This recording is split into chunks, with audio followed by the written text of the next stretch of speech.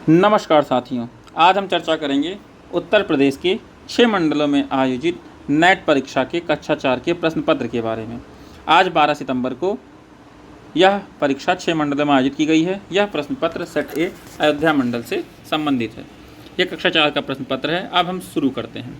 पहले एक अनुच्छेद दिया गया है जिसके नीचे संबंधित कुछ प्रश्न दिए गए हैं जिसको पढ़कर बच्चों को OMR शीट में गोला भरना है। अनुच्छेद है, एक शिकारी जंगल में शिकार करने गया। हाथी पर निशाना लगाते समय उसका पैर फिसल गया। वह गड्ढे में गिरकर बेहोश हो गया। गिरने की आवाज़ सुनकर हाथियों का झुंड पास आया। सबने मिलकर उसे बाहर निकाला।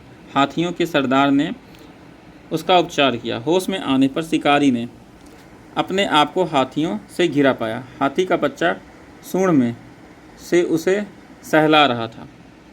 बूढ़े हाथी ने पूछा, कैसा लग रहा है? शिकारी की आंखें नम हो गईं। जिसको वह मारने आया वही उसकी देखभाल कर रहे थे।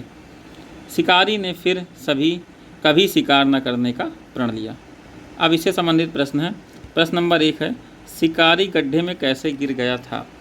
ए है, उसका पैर फिसल गया। बी, शिकारी कूद गया। सी, पेड़ से गिर गया। और डी, हाथियों ने धक्का दे दिया। इसका ऑप्शन ए सही है, उसका पैर फिसल गया। क्वेश्चन नंबर 2 है, शिकारी ने क्या प्रण लिया? ऑप्शन ए, रोज शिकार करने का। बी, कभी शिकार न करने का। सी, कभी जंगल न जाने का। डी, कभी बंदूक न चलाने का। इसका ऑप्शन बी सही है, कभी शिकार न करने का। क्वेश्चन नंबर 3 है, आंखें नम हो गई, इस मुहावरे का क्या अर्थ है? ऑप्शन 1 है, आंखों में खुजली होने लगी। बी, आंखों में दर्द होने लगा। सी, आंखों में चमक आ गई। डी, आंखों में आंसू आना। इसका ऑप्शन डी सही है, आंखों में आंसू आना। हाथी ने पूछा, अब कैसा लग रहा है? इस वाक्य में संज्ञा शब्द क्या है? प्रश्न नंबर 4 ये है। इसका ऑप्शन दिया है, ए पूछा, बी हाथी, सी कैसा, डी लग रहा है। संज्ञा पूछ रहा है तो इसमें बी हाथी संज्ञा है। संज्ञा क्या होता है? किसी व्यक्ति वस्तु का नाम या किसी जाति का नाम, वर्ग के लोगों का नाम संज्ञा कहलाता है। प्रश्न 5 है, वह बेहोश हो गया, इस वाक्य में सर्वनाम शब्द क्या है? सर्वनाम क्या होता है? जो संज्ञा शब्द के स्थान पे प्रयुक्त होते हैं, यूज़ होते हैं या उपयोग किया जाता है उसे सर्वनाम कहते हैं। वह बेहोश हो गया, इसमें वह जो है किसी भी व्यक्ति के जगह पर आया है तो इसमें ऑप्शन ए वह सर्वनाम है। बेहोश होना आपका क्रिया होगा। बाकी प्रश्न नंबर 6 है, वह गड्ढे में गिर गया, इस वाक्य में रेखांकित शब्द है। गिर गया क्या है इसमें? गिर गया इसमें ए संज्ञा, बी सर्वनाम, सी क्रिया, डी विशेषण। सी क्रिया होगा। प्रश्न नंबर 7 है, पूर्ण विराम का सही प्रयोग किस वाक्य में हुआ है? ए है, एक शिकारी जंगल में शिकार करने गया, इसमें तो विस्मयादिबोधक चिन्ह लगा, ये गलत है। बी है, एक शिकारी जंगल में शिकार करने गया, इसमें प्रश्नवाचक चिन्ह लगा, ये भी गलत है।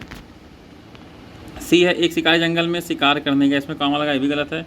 डी, एक शिकारी जंगल में शिकार करने गया, इसमें लगा है आपका पूर्ण विराम। ऑप्शन डी सही है। प्रश्न 8 है, पास का विलोम शब्द है। ऑप्शन ए मोटा, बी दूर, सी पतला और डी भारी। पास का दूर होता है, ऑप्शन बी सही है। प्रश्न नंबर 9 है, जंगल का पर्यायवाची शब्द है। जंगल का पर्यायवाची मतलब जंगल का जो अर्थ निकल रहा है वैसा ही अर्थ नीचे दिए गए किससे आ रहा है? ए वन, बी जंगली, सी मैदान, डी पहाड़। इसका ऑप्शन ए सही है, 1। प्रश्न नंबर 10 है, दिए गए शब्दों से सार्थक वाक्य बनाइए। जंगल गया में शिकारी। ए है, में शिकारी जंगल गया। बी है, शिकारी जंगल में गया। सी है, गया शिकारी जंगल में।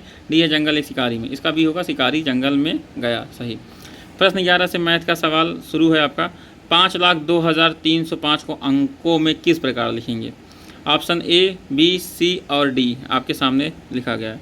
इसमें क्या लिखा है? 5,02,305। ऑप्शन ए इसका सही होगा। सॉरी, इसका आंसर डी सही होगा। प्रश्न 11 का उत्तर डी होगा। प्रश्न 12 है, 65,150 को शब्दों में किस प्रकार लिखिए? 65150 को शब्दों में लिखिए, तो ये हो जाएगा ऑप्शन बी 65,150। प्रश्न नंबर 13 है, अंकों 2, 1, 7, 6, 3, 8 को आरोही क्रम में व्यवस्थित करने पर प्राप्त होने वाली संख्या कौन सी है? आरोही मतलब पहले छोटी, फिर बड़ी, फिर उससे बड़ी, फिर सबसे बड़ी, बढ़ता क्रम। इसमें पहले आएगा 1, फिर 2, फिर 3, फिर 6, फिर 7, फिर 8। ऑप्शन सी इसका सही होगा। प्रश्न नंबर 14 है, 9,7,0,3,5 की पूर्ववर्ती संख्या क्या होगी? पूर्ववर्ती मतलब क्या होता है? पहले की संख्या। तो इसमें देखेंगे हम पहले की संख्या क्या होगी, 97034 होगी। ऑप्शन नंबर बी सही होगा। अगला प्रश्न है हमारा 15, 61854 की अनुवर्ती संख्या अर्थात बाद की संख्या कौन सी होगी, तो 161855, ऑप्शन ए इसका सही होगा। प्रश्न नंबर 16 है, दी गई संख्याओं के बीच में उचित चिन्ह छोटे का बड़ा का बराबर क्या या छोटे या बराबर का कौन सा होगा। तो दो संख्याएं आपकी स्क्रीन पर दिख रही होंगी, इन दोनों में बताइए कौन सी संख्या बड़ी है, कौन सी संख्या छोटी। पहली संख्या है 5,68,945, दूसरी है 5,68,495। तो 5,68,945 बड़ी संख्या है, पहली संख्या, तो इसमें ऑप्शन भी लगेगा, जिधर दोनों पैर होंगे वो संख्या बड़ी है, जिधर नोक होगी वो छोटी है। अब अगले क्वेश्चन पर आते हैं जो कि 17 है। अब इसमें 3 संख्याओं का मान होगा, तीनों संख्याओं को जोड़ना है आपको, तीनों संख्याओं को जोड़ के हम बताएंगे इसका आंसर क्या हो। जोड़ने के बाद इसका उत्तर ए आएगा जो कि सही है। प्रश्न नंबर 18 है, रमेश के पास 53,050 रुपये थे, उसने बाज़ार में 8,585 रुपये की साइकिल खरीदी। बताइए रमेश के पास कितने रुपए शेष बचे। शेष पूछा है, इसका मतलब इसमें हमें घटाना है। अब हमें 53,050 रुपये में से 8,585 रुपये घटाना है। घटाने पर इसका उत्तर सी आएगा, 44,465 रुपये। अगला प्रश्न 19 है, 523 को गुणे 400 करना है, आपको गुणा करना है। तो जो इसमें 400 में 2 जीरो है तो अंत में 2 जीरो आएगा।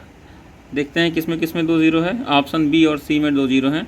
अब हम 4 से 523 को गुणा कर लेंगे, 4 3 12 के 1 हासिल, 4 दूनी 8 1 9 और 4 5 चौक 20 1 21, इसका ऑप्शन डी सही होगा।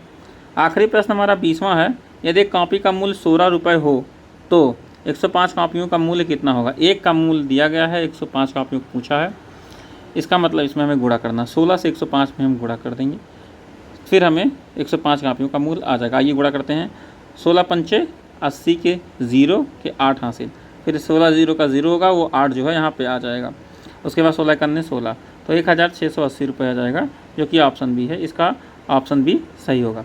इस प्रकार हमने देखा कक्षा 4 का प्रश्न पत्र, कक्षा 6, 7, 8, कक्षा 5 और 1, 2, 3 का प्रश्न पत्र देखने के लिए आप डिस्क्रिप्शन में लिंक दिया गया, वहाँ पे जाके देख सकते हैं। वीडियो पसंद आई हो तो शेयर करें और चैनल को सब्सक्राइब करना बिल्कुल ना भूलें। धन्यवाद साथियों।